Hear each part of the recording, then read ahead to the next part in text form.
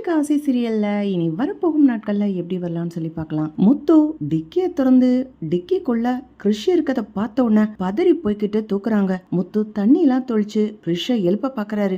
ஆனா கிருஷ் கண்ணு முழிக்கவே இல்ல. சீதா சொல்றாங்க, மாமா ரொம்ப நேரம் வச்சு வெயிட் பண்ணிட்டு இருக்காதீங்க, வாங்க உடனே ஹாஸ்பிட்டலுக்கு கூட்டிகிட்டு போலாம் அப்படின்னு முத்து தான் கார்லயே கிருஷ ஏத்திக்கிட்டு ஹாஸ்பிட்டலுக்கு கூட்டிகிட்டு போறாங்க. சீதா ஒர்க் பண்ற ஹாஸ்பிட்டல்லையே கூட்டிட்டு போய் செக் பண்றாங்க.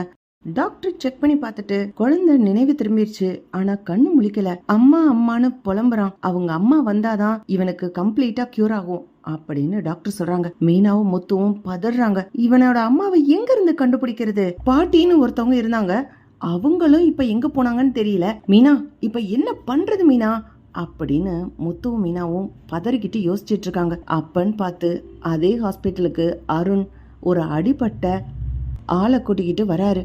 முத்து மீனா சீதா எல்லாரும் இங்க இருக்கிறாங்க. அருண் வேகமா வந்து சீதா கிட்ட, என்ன சீதா ஏதாவது பிரச்சனையா அப்படின்னு கேக்குறாரு. சீதா உடனே நடந்த விஷயங்களை அப்படியே சொல்றாங்க. அருண் நேரா டாக்டரை போய் பாக்குறாரு. என்ன டாக்டர், குழந்தைய டிக்கில வச்சு அடைச்சிருக்காங்க, ஏன் இது பிளான் டு மர்டரா இருக்க கூடாது? குழந்தை இப்ப எப்படி இருக்கு அப்படின்னு ரொம்ப குரூர புத்தியில அருண் விசாரிக்கிறாரு.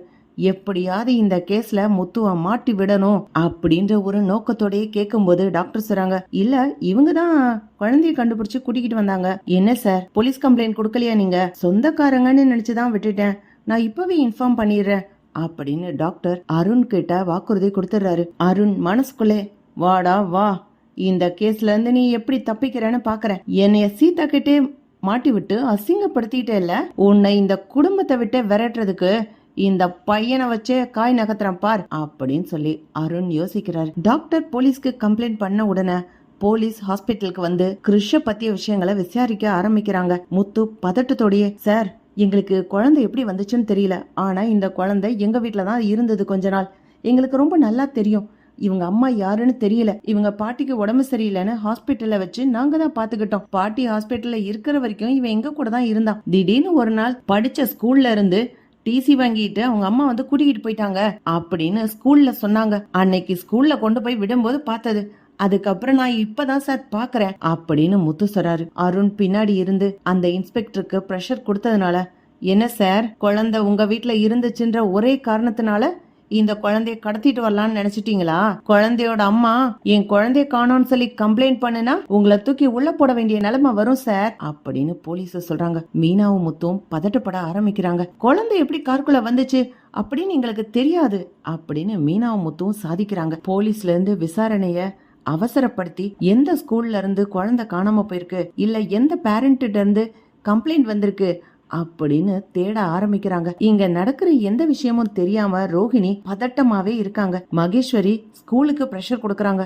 எப்படி சார் குழந்தைய தொலைச்சிட்டு இப்படி பொறுப்பு இல்லாம பதில் சொல்றீங்க அப்படின்னு. மகேஸ்வரி, வா நம்ம போய் போலீஸ்ல கம்ப்ளைண்ட் கொடுக்கலாம் அப்படின்னு ரோஹிணிய கூட்டிட்டு போய் ஸ்டேஷன்ல கம்ப்ளைண்ட் கொடுக்க போறாங்க. மகேஸ்வரி சொல்றாங்க, இது நான் தான் கார்டியனா போட்டிருக்கேன் இந்த குழந்தைக்கு, அவங்க அம்மா துபாயில இருக்காங்க அப்படின்னு சொல்லி கம்ப்ளைண்ட் ரைஸ் பண்றாங்க. போலீஸ்க்கு இந்த மாதிரி ஒரு கம்ப்ளைண்ட் வந்த உடனேயே ஹாஸ்பிட்டல்ல இருக்க இந்த குழந்தை தானா வந்து பாருங்க அப்படின்னு சொல்றாங்க. ரோஹிணியும் மகேஸ்வரியும் வேகமா ஹாஸ்பிட்டலுக்கு போறாங்க. ரோஹிணி வேகமா போய் கிருஷ பார்த்த உடனே, ஐயோ ஆமா இது எங்க குழந்தைதான், கிரிஷ் கிரிஷ் அப்படின்னு அழுக ஆரம்பிக்கிறாங்க. தூரத்துல நின்னு பார்த்த மீனாவும் முத்துவும், என்ன இது கிரிஷ் பேரை சொல்லி யாரும் அழுகிற மாதிரி இருக்கு, யார் இது, ரோஹிணியோட குரல் மாதிரி இருக்குது இல்லங்க அப்படின்னு மீனா சொன்ன உடனே முத்துவும் மீனாவும் வேகமா வந்து பாக்குறாங்க. மேடம் இந்த குழந்தைய கார் டிக்கில போட்டு யாரோ கடத்திருக்காங்க, அதே ஆள் தான் ஆஸ்பத்திரிலையும் கொண்டு வந்து சேர்த்திருக்கான் அப்படின்னு சொல்லி இன்ஸ்பெக்டர் பேசிக்கிட்டு இருக்காரு. மீனா இங்க பாரு,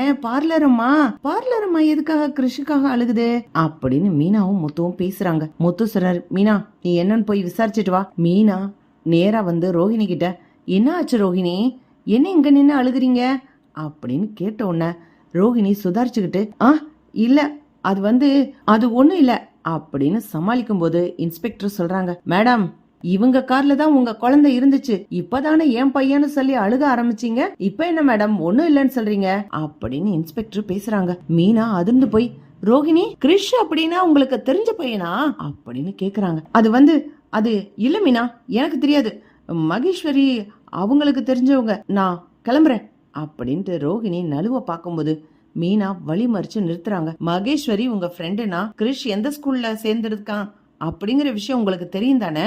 அப்படின்னா கிறிஷோட அம்மா யாருன்னு உங்களுக்கு தெரிஞ்சிருக்கு.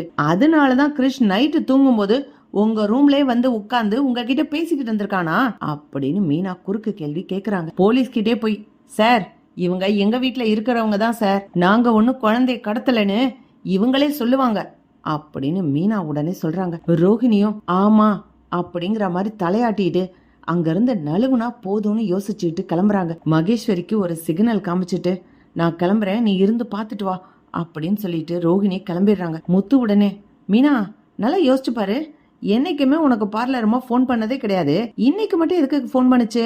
அப்படின்னா கிறிஷ் காணாம போயிட்டான்ற விஷயம் பார்லர் அம்மாக்கு தெரிஞ்சிருக்கு. அப்படின்னா கிறிஷோட அம்மா யாருன்னு பார்லர் அம்மாக்கு தெரியும். ஏன் அது சொல்லாம மறைக்குது? கிறிஷ பத்திய மர்மம் அப்படி சுத்தி சுத்தி வருது பாரு அப்படின்னு முத்துவும் கேக்குறாரு. ஏமினா ஒருவேளை இந்த பார்லர் அம்மா தான் கிறிஷோட அம்மாவா இருக்குமோ அப்படின்னு முத்து கேட்டோன்ன மீனா சொல்றாங்க, என்னங்க சொல்றீங்க? அது எப்படி?